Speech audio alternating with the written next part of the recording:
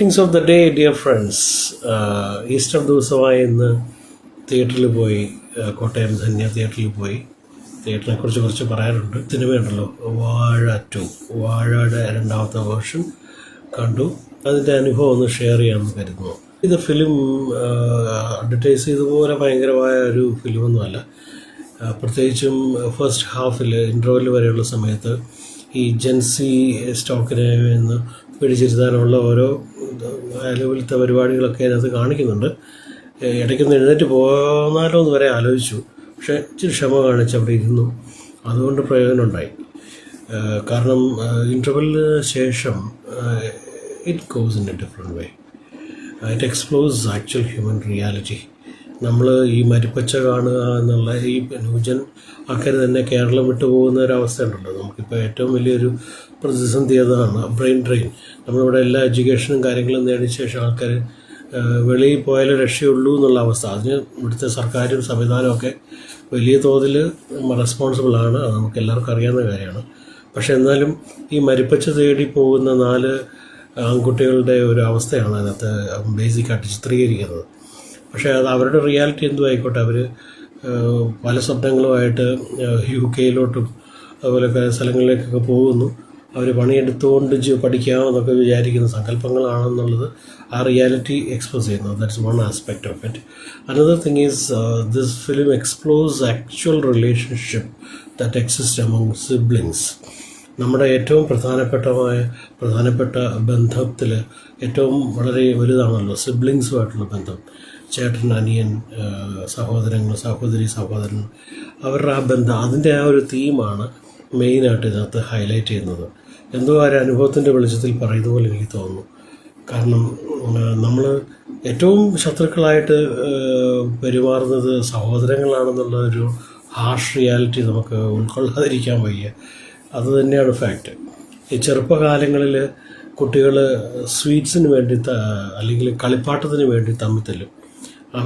വളർന്നു വരുമ്പോഴും അതേ പ്രൊപ്പോർഷനിലുള്ള അതേ എനിമിറ്റി വീണ്ടും സ്വീകരിച്ചുകൊണ്ട് സ്വത്തിന് വേണ്ടിയിട്ടും അല്ലെങ്കിൽ മറ്റ് പ്രശസ്തി, പണം, ഇതിനൊക്കെ വേണ്ടിയിട്ട് വീണ്ടും ആ തരത്തിൽ വേറൊരു പ്രൊപ്പോർഷനിലാണെന്ന് മാത്രമേ ഉള്ളൂ same kind of fight exist.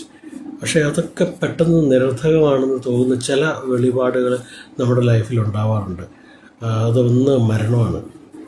അടുത്തുള്ള ആൾ നമ്മൾ പ്രതീക്ഷിക്കുക, നമ്മുടെ ശത്രുവായിട്ട് കണക്കാക്കിയിരിക്കുന്ന ആൾ പെട്ടെന്നൊരു സുപ്രഭാതത്തിൽ മരിച്ചു പോകുന്നു. പെട്ടെന്ന് നമുക്കൊരു ഇൻസൈറ്റ് കിട്ടുകയാണ്. സദ്ഗുരു, ഓഷോ ഇവരൊക്കെ പലപ്പോഴും പറഞ്ഞിട്ടുള്ള കാര്യമാണ്, whenever death happens in your family or someone close by passes away, that's an opportunity actually to realize what life is. അങ്ങനെയുള്ള മൊമെൻറ്റ്സ് മാത്രമേ നമ്മൾ ജീവിതം എന്തെന്ന് മനസ്സിലാക്കുന്നുള്ളൂ. അല്ലാത്ത സമയത്തൊക്കെ നമ്മൾ മരിച്ച വീട്ടിൽ പോകുന്നു, തിരിച്ചു വരുന്നു. That's it, nothing more. It doesn't affect me, it doesn't affect us എന്നുള്ളൊരു തോന്നലോടുകൂടിയാണ് നമ്മൾ തിരിച്ചു വരുന്നത്. പക്ഷേ when someone close to us dies, we come to know the reality of it. We come to know that it's so real, that it's so close by. It is the darkest full stop that's waiting for us എന്നുള്ള realise പെട്ടെന്ന് നമുക്കൊരു തിരിച്ചറിവ്, ഒരു ബോധമൊക്കെ ഉണ്ടാകും. അത് നല്ല ഭംഗിയായിട്ട് ഈ സിനിമയിൽ അവതരിപ്പിച്ചിട്ടുണ്ട്. പിന്നെ ഈ സഹോദരിയായിട്ടുള്ള ബന്ധം ചെറുപ്പകാലമായിട്ട് മിങ്കിൾ ചെയ്തിട്ടുള്ള ചില സീൻസൊക്കെ ഉണ്ട്. അതായത് ഫിനാൻഷ്യലി ബുദ്ധിമുട്ടായിട്ടുള്ള സിറ്റുവേഷനിൽ പോലും സ്വന്തം സഹോദരിക്ക് വേണ്ടിയിട്ട്, പഠനത്തിന് വേണ്ടിയിട്ട് സാക്രിഫൈസ് ചെയ്യാൻ ശരിയാവുന്ന ഒരു സഹോദരൻ. അതുപോലെ സുഹൃത്തിന് വേണ്ടിയിട്ട് മൈൽസോടും നടന്ന് ബുദ്ധിമുട്ടി അവൻ്റെ അസുഖം ചികിത്സിക്കാൻ വേണ്ടി മരുന്ന് മേടിക്കാൻ പോകുന്ന ഒരാൾ. അതിനിടയ്ക്ക് എനിക്ക് സർപ്രൈസിങ് ആയിട്ട് തോന്നിയൊരു ബ്യൂട്ടിഫുൾ ക്യാരക്ടറൈസേഷൻ. ഒരു മലയാളിയായ ആൾ ആദ്യം കഥാപാത്രം വിചാരിക്കുന്നത് അയാളൊരു വിദേശീയനാണെന്നാണ്. പക്ഷേ മലയാളി സാന്നിധ്യം എവിടെയുണ്ടെന്നുള്ള ഒരു കാര്യം നമ്മൾ ഓർമ്മിപ്പിച്ചുകൊണ്ട് തന്നെ ഈ പുള്ളി എവിടെയൊക്കെ ഇവന് അത്യാവശ്യമായ ഘട്ടങ്ങളിലൊക്കെ ഇയാൾ പ്രത്യക്ഷപ്പെടുകയാണ് ദൈവത്തെ പോലെ. ടച്ചിങ് സീൻസാണ് ഇതെല്ലാം. ഇനി ഇതിനൊക്കെ ഉപരിയായിട്ട് ഈ വാഴ 2-ൽ കാണിക്കുന്നത് വളരെ ഇപ്പം നമ്മൾ ഫേസ് ചെയ്യുന്ന ഭയങ്കരമായിട്ടുള്ള മയക്കുമരുന്നിൻ്റെ ഒരു ഇഷ്യൂ ഉണ്ടല്ലോ. അത് സ്കൂളിലെ ഡിസിപ്ലിൻ്റെ പ്രശ്നം, ഇത് രണ്ടും ഇതിൻ്റെ ഹൈലൈറ്റാണ്. അത് നമ്മളെല്ലാവരും കണ്ടിരിക്കേണ്ട ഒരു ഭാഗമാണ്.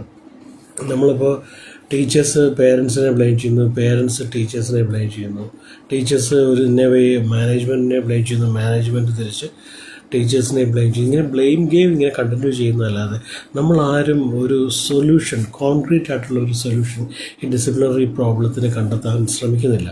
കോടതിയുടെ നിരീക്ഷണങ്ങളൊക്കെ വളരെ ഇമ്പോർട്ടൻ്റ് ആണ്. വടിയെടുത്ത് അടിക്കണം എന്നുള്ള ഒരു കാര്യങ്ങളൊക്കെ, പക്ഷേ വടിയെടുത്ത് അടിച്ചുകൊണ്ട് മാത്രം ഒന്നും ആവുന്നില്ലെന്നുള്ളൊരു കാര്യം കൂടെ ഈ സിനിമ പറഞ്ഞു വെക്കുന്നുണ്ട്. എന്നാൽ ചില മാഷന്മാരവിടെ സ്കൂളുകളിൽ പ്രീണന നയം കാണിക്കുന്നത്, കുട്ടികളെ എങ്ങനെയെങ്കിലും പോക്കറ്റിലാക്കാനുള്ള ശ്രമം. പക്ഷെ അവന് അൾട്ടിമേറ്റ്ലി അടി കിട്ടുന്നതായിട്ടും അത് റിയാലിറ്റി ആക്ച്വലി കേട്ടോ. അറിയാതെയോ അറിഞ്ഞുകൊണ്ടോ ഒക്കെ അയാൾ പരിക്കേറ്റ് പോകുന്നതും, പിന്നെ ഒരു പോലീസ് ഉദ്യോഗസ്ഥൻ വന്നിട്ട് ഈ പറഞ്ഞ ടീച്ചിങ് കമ്മ്യൂണിറ്റിയെയും പേരൻസിനെയും നന്നായിട്ട് എഡ്യൂക്കേറ്റ് ചെയ്യുന്ന ഒരു രംഗങ്ങളൊക്കെ ഉണ്ട്, വളരെ നന്നായിട്ടുണ്ട്. കാരണം അങ്ങനെ ചോദ്യം ചോദിക്കുന്നത്, ഇവിടെ ഈ സ്കൂൾ ഗ്രൗണ്ട് ബസ്സുകൾക്ക് ഇടാൻ വേണ്ടിയാണോ, ബസ്സുകൾക്ക് അല്ലെങ്കിൽ സ്കൂൾ ഗ്രൗണ്ട് കുട്ടികൾക്ക് ഓടിക്കളിക്കാൻ അവരുടെ എനർജി എക്സ്പ്രസ് ചെയ്യാനുള്ളൊരു ഗ്രൗണ്ടാണ് എന്നുള്ള റിയാലിറ്റി പെട്ടെന്ന് നമുക്കൊരു ഉൾക്കാഴ്ച തരുന്ന കാര്യമാണ്. നമുക്ക് ഈ കുട്ടികൾക്ക് വഴിതെറ്റി പോകുന്നതിൻ്റെ കാരണം അവർക്ക് നാച്ചുറലായിട്ട് സ്വതസിദ്ധമായിട്ടുള്ള സ്പോണ്ടേനിയസ് ആയിട്ടുള്ള എനർജി, അതിൻ്റെ എക്സ്പ്രഷൻ, അതിനുള്ള അവസരങ്ങൾ നമ്മൾ ഉണ്ടാക്കുന്നില്ല. അതും ഇതും കോംപ്ലിക്കേഷൻസ് നമ്മൾ പറഞ്ഞുകൊണ്ട് അവരെ പലതരത്തിലും സ്വാതന്ത്ര്യം ഇല്ലാതാക്കുന്നൊരവസ്ഥയുണ്ട്. സ്കൂളിൻ്റെ റൂൾസ് ആൻഡ് റെഗുലേഷൻസ് പറഞ്ഞുകൊണ്ട്. ഏറ്റവും കോമിക്കായിട്ട് എനിക്ക് തോന്നിയത് സ്കൂളിൻ്റെ പ്രിൻസിപ്പളായിരിക്കുന്ന ഒരു സിസ്റ്റർ സ്വഭാവ രൂപീകരണത്തെക്കുറിച്ചൊക്കെ വളരെ ഭയങ്കര എന്തൊക്കെയോ പറയുന്നു. പ്രാർത്ഥനയുടെ ഇമ്പോർട്ടൻസ് ഒക്കെ പറയുന്നു. മനുഷ്യൻ്റെ ജീവിതം വഴിമുട്ടി നിൽക്കുമ്പോൾ പ്രാർത്ഥനയും കാര്യങ്ങളും അതൊരു വേറെ ലൈനിലാണ്. അതിൻ്റെ ആ ചിത്രീകരണം വളരെ ഭംഗിയായിട്ടാണ്. ഒരാൾക്ക് പറയാൻ പറ്റത്തില്ല, കമ്മ്യൂണിക്കേറ്റ്, അതൊക്കെ ഡയറക്റ്റ് നമ്മൾ തന്നെ കാണണം. സ്കൂളുകൾ പ്രാർത്ഥനാ കേന്ദ്രമൊന്നുമല്ല, സ്കൂളുകൾക്ക് അതിൻ്റേതായ ഒരു ഉദ്ദേശമുണ്ടെന്നുള്ള കാര്യം നമ്മളെ റിമൈൻഡ് ചെയ്യുന്നു. അതുപോലെ ഈ മയക്കുമരുന്ന് മാഫിയയുടെ കളികൾ, മയക്കുമരുന്ന് കച്ചവടം ചെയ്യുന്ന അയാളെ 4-5 പ്രാവശ്യം, 4-5 അതിൽ കൂടുതൽ പ്രാവശ്യം തല്ലുന്നുണ്ട്. ഓരോ തല്ലിലും നമുക്ക് നമ്മുടെ ഉള്ളിലൊരു ഭയങ്കരമായ ഒരു സന്തോഷം തോന്നത്തുള്ളൂ. കാരണം അത് ഫാക്റ്റാണ്. നമ്മുടെ സൊസൈറ്റിയിൽ എല്ലാവരും ആഗ്രഹിക്കുന്ന കാര്യം ഇതുപോലുള്ളവന്മാരെ കൂട്ടണമെന്നും അടിക്കണം, ശിക്ഷ കൊടുക്കണം എന്നുള്ള നമ്മുടെ ആഗ്രഹത്തിൻ്റെ ഒരു പ്രതിഫലമാണ്. ഓഡിയൻസ് മൊത്തം ചിരിക്കുന്നത് നമുക്ക് കേൾക്കാം അവിടെ തിയേറ്ററിൽ. എന്തുകൊണ്ടും കേട്ടോ സിനിമ വളരെ നല്ലതാണ്, എല്ലാവരും പോയി ഇത് കാണണം. പ്രത്യേകിച്ച് വലിയ മുൻനിര താരങ്ങളൊന്നും ഇല്ലാതെ അവതരിപ്പിച്ചായതുകൊണ്ട് തന്നെ അതിനെ വിജയിപ്പിക്കണം എന്നാണ് എൻ്റെ ഒരു റിക്വസ്റ്റ്. കാരണം ഇവന്മാരൊക്കെ കോടികൾ മേടിച്ചുകൊണ്ട് പോവുകയാണ് ഓരോ സീൻസ് അഭിനയിക്കുന്നതിനും ഇതിനൊക്കെ വേണ്ടിയിട്ട്. പക്ഷേ ഈ പാവപ്പെട്ടതല്ല, സ്കിൽഫുള്ളായിട്ടുള്ള കുറേ ആൾക്കാർ നമുക്ക് നന്നായിട്ട് എൻ്റർടൈൻ ചെയ്യുന്ന ഒരു ഫിലിമാണ്. എല്ലാവരും പോയി കാണുക. പക്ഷേ ആ ധന്യ തിയേറ്ററിൻ്റെ കാര്യത്തിൽ എനിക്ക് ഭയങ്കര വിഷമം തോന്നി. കാരണം എനിക്ക് അങ്ങേറ്റത്തെ ഒരു സീറ്റാണ് കിട്ടിയത്. ഫുള്ളായിരുന്നു, ഹൗസ്ഫുള്ളായിരുന്നു തോന്നുന്നു. അപ്പോൾ അതിനകത്ത് നാറ്റമായിരുന്നു, ഭയങ്കരമായിട്ടുള്ള നാറ്റം. AC ഒട്ട് വർക്ക് ചെയ്യുന്നില്ല. മൊബൈലിൻ്റെ വെളിച്ചത്തിൽ കൊതുകുകൾ ഇങ്ങനെ പറക്കുന്നത് നമുക്ക് നന്നായിട്ട് കാണാം. അത് വളരെ പ്രത്യേക അവസ്ഥയാണ്. ഞാൻ അപ്പം തന്നെ അവരെ ഡയൽ ചെയ്തു ഓഫീസിലോട്ട്, ആരും പിക്കപ്പ് ചെയ്തില്ല എന്ന് മാത്രം.